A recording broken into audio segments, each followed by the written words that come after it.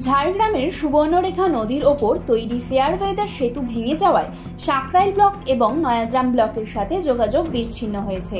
লাগাতার বৃষ্টির জেরেই সুবর্ণরেখা নদীতে জলের পরিমাণ বৃদ্ধি পায়, যার ফলে তৈরি হওয়া ফেয়ারওয়েদার সেতুটি ভেসে যায়। ঝাড়গ্রাম জেলার সাকরাইল ব্লকের গড়ধরা থেকে নয়াগ্রাম ব্লকের দেউলবাড় পর্যন্ত যোগাযোগ বিচ্ছিন্ন হয়ে যাওয়ায় বিপাকে পড়েছে এলাকাবাসী।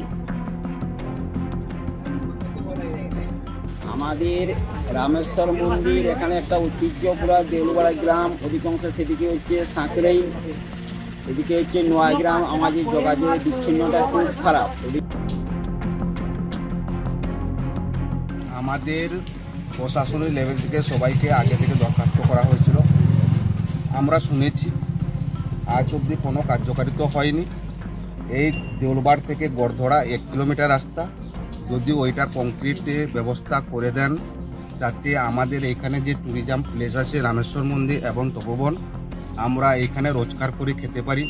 ট্যুরিজম যদি আসে আমাদের রোজগার রুটি চলে।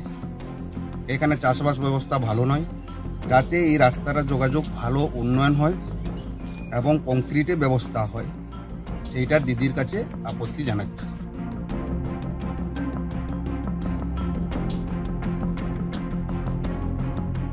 ঝাড়গ্রাম থেকে নিজস্ব প্রতিনিধির রিপোর্ট, এএনএম নিউজ। আরও খবরের আপডেট পেতে সাবস্ক্রাইব করুন আমাদের ইউটিউব চ্যানেলটি আর বেল আইকনে ক্লিক করুন নোটিফিকেশনস পেতে।